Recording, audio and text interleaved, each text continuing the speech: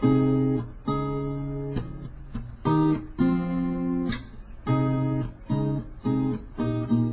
morning, friends, and welcome back to Quick Thoughts Devotions.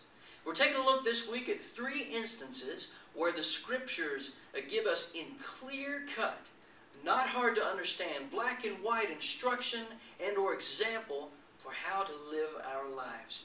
We spoke last time about prayer and how that Jesus gave us the perfect model prayer. And if we'll follow that, it will change our lives as children of God. Now, I was teaching about that prayer recently, the model prayer, or the Lord's Prayer, as most people call it, with a bunch of children recently. And one of them said that in certain subjects, without even trying, they didn't need much teaching, they just got an A. They were good at it in school. And I told them, well, at prayer, and this applies to today's topic as well, but I told them in prayer, all of us would get an F. My friends, we need to realize that our natures are to rebel against God and not to do things His way. We need to learn from Jesus' model prayer, and we need to learn from Jesus this morning about how to deal with temptations.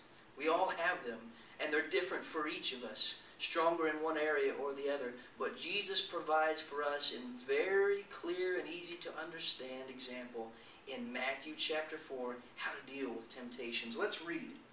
Beginning in the first verse, Jesus was led up by the Spirit into the wilderness to be tempted by the devil. And after fasting 40 days and 40 nights, he was hungry. And the tempter came and said to him, "If you are the Son of God, command these stones to become loaves of bread." But he answered, "It is written, man shall not live by bread alone, but by every word that comes from the mouth of God." Then the devil took him up to the holy city and set him on the pinnacle of the temple, and said to him, "If you are the Son of God, throw yourself down. For it is written, He will command His angels concerning you, and on their hands they will bear you up, lest you strike your foot against a stone." And Jesus said to him, "Again, it is written, you shall not put the Lord your God to the test." Again, the devil took him to a very high mountain, and showed him all the kingdoms of the world and their glory. And he said to him, "All these I will give you, if you will fall down and worship me."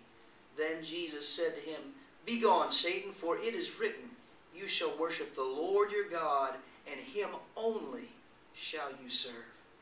Then the devil left him, and behold, angels came and were ministering to him. Now I know that's a long reading from what I usually do, 11 verses there in Matthew chapter 4. But folks, this is the perfect picture of how to deal with temptations. Jesus dealt with these three, coming from different angles, you might say, from hunger to power to riches. All the things that we get tempted for in our life, whether your temptation is eating too much, or drinking too much, or indulging yourself in whatever way it may be. It doesn't matter what it is. Whatever angle the temptations come from, the pattern is here and it is clear. We must pattern our lives to be after the will of the Father. He is the authority in our lives. If you're a child of God, you must just turn your life to the Lord God. You have already committed it to Him. Now we must live that way daily. It is written. Refer to the Scriptures. Now this requires us to do a little bit of reading and studying. But my friends, if we will get even just a little bit